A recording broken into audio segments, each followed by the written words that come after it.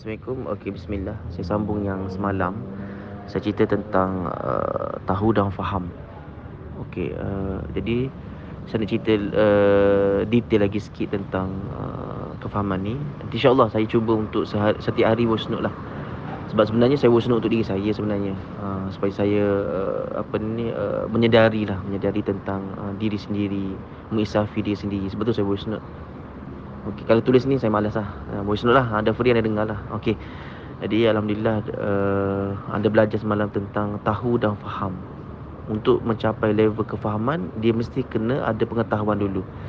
Dia tahu dulu, lepas dia tahu, dia kena praktik pengetahuan dia tu, dia praktik barulah dia akan faham. Okey. Contoh senang, budak-budak kan, budak-budak dia belajar matematik. 1+1 adalah 2. Okey, dia tahu. 1+1 adalah 2. Cuma dia tak faham lagi, dia belum faham lagi. Okey, balik rumah, mak dia pun cakap, "Okey, abang, ambil apple jap." Dia pun ambil apple dia. Dia ambil apple. "Mak nak berapa, mak?" "Mak nak 2." Tengok. Dia praktikkan yang dia belajar. "Mak nak 2. Aku dah ambil dah 1. Jadi aku ambil lagilah 1." Jadi 2 lah. Jadi maksudnya dia praktik 1+1 2. Okey, dia nampak, oh inilah 1+1 2. Dia faham dah. So dia pun pergi sekolah. Dia pergi sekolah, dia cikgu ajar balik yang semalam. 1+1 adalah 2. Dia nampak dah, dia nampak apple. Oh ni apple. Itu maksudnya kefahaman. Kefahaman akan hadir setelah dipraktikkan pengetahuan. Jadi kita ni banyak pengetahuan tapi kita tak banyak kefahaman. Sebab itulah saya nak bermula saat ni, tahun baru ni, saya nak kita banyak memahami daripada kita banyak tahu. Sebab apa? Memahami ni menggunakan hati. Tahu menggunakan otak. Otak ni intellectual, intelligent, ilmu. Otak ni ilmu. Tetapi pengetahuan adalah Assalamualaikum. Sihat? Tetapi pengetahuan ni adalah melalui hati.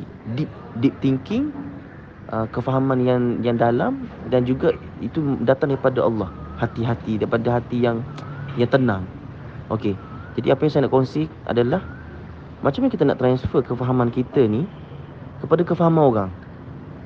Kita tahu contoh suami dia tak solat. Saya kata suami tak solat. Kita solat. Kita tahu yang siapa solat dapat pahala, siapa solat Allah suka. Suami tahu tak? Suami tahu. Suami faham.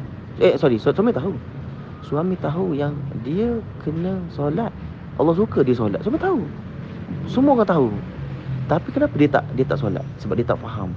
Sebab dia tidak praktikkan kelezatan solat. Sebab dia tidak praktikkan kekhusyukan solat. Sebab itulah dia tidak faham. Jadi macam mana kita nak transfer kefahaman tu? Macam mana kita nak supaya suami ni solat? Cara nak transfer kefahaman, kefahaman ni adalah melalui hati. Hati tidak boleh transfer dalam keadaan marah. Sebab hati nak transfer ke hati. Dia tak transfer kepada mulut, dia transfer kepada hati. Hati kita kan, kefahaman kita yang kita faham ni, kita nak transfer melalui hati kita ke hati suami. Jadi nak transfer hati ni, dia tak boleh dalam keadaan marah, dalam keadaan degil, dalam keadaan benci, dalam keadaan tak puas hati, dalam keadaan nak tumbuk je. Aku tumbuk suami aku ni, macam-macam. Aku sepak terajang, tak boleh. Sebab itu bukan level hati, itu level tahu. Itu level mulut, level tahu. Kita tahu. Contoh, suami tahu tak solat ni wajib? Dia tahu. Tapi kenapa dia tak buat? Sebab dia tahu sahaja. Kita ni faham, tapi oleh kerana kita nak transfer commission pula. Oleh kerana kita nak transfer kefahaman ni, kita menggunakan mulut, menggunakan lafaz. Apabila menggunakan lafaz, ini maksudnya kita menggunakan pengetahuan. Apabila kita menggunakan pengetahuan, kita menggunakan otak. Otak tu yang akan marah suami. Bang, bila nak semayang bang? Dia pergi kutuk suami. Bang, bila nak semayang? Abang ni tak solat. Dia pergi peli suami. Dia pergi hedik suami.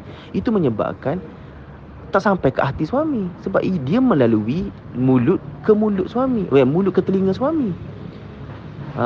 Jadi ini level pengetahuan. Kalau anda dah kefahaman, anda dah faham, anda tak boleh nak transfer melalui pengetahuan. Anda kena transfer melalui kefahaman. Terima kasih. Anda kena transfer melalui kefahaman. Macam mana nak transfer melalui kefahaman, cikgu? Macam mana nak transfer melalui hati, cikgu? Okey, caranya adalah buat-buat dengan suami. masih buat baik dengan suami, cakap elok-elok dengan suami, layan suami, senyum suami, gurau senda dengan suami, masak untuk suami, bagi suami rasa main hati dia, main selalu hati dia. Jangan main otak dia. Kalau main otak dia memang dia stres, main hati dia. Bagi hati dia suka, hati dia senang, hati dia seronok, hati dia tenang, ke situ. Lepas tu slowly insya-Allah nanti suami akan rasa macam Allah, menyesalnya aku tak solat. Tengok isteri aku baiklah. Lepas isteri aku dah solat ni jadi baiklah. Macam tu. Yang berlaku sekarang ni, kita nak dakwah orang, contohnya nak dakwah suami Kita solat, lepas solat kita marah suami. Suami cakap apa? Awak tak payahlah. Makin awak solat, makin awak marah saya. Mana solatnya? Kata solat, kata ada Allah, tapi awak ni duduk peli saya. Nampak tak? Kita macam tu. Kita solat tapi kita peli orang. Semua orang cakap, kau ni pakai tudung je, solat je, tapi kau peli aku free Kau sama je dengan orang teruk. Kau teruk pada aku sebab aku tak peli kau peli aku. Sebab kau solat tapi kau peli aku. Nampak tak? Orang nampak negatif. Jadi kalau kita nak transfer kefahaman kita kepada suami ke, kepada kawan kita ke, kepada siapa ke, transfer dengan cara elok, dengan hati. Jaga, pegang hati dia. Ni pegang telinga dia, tarik di telinga dia. Solat tarik telinga dia kan. Jangan tarik hati dia.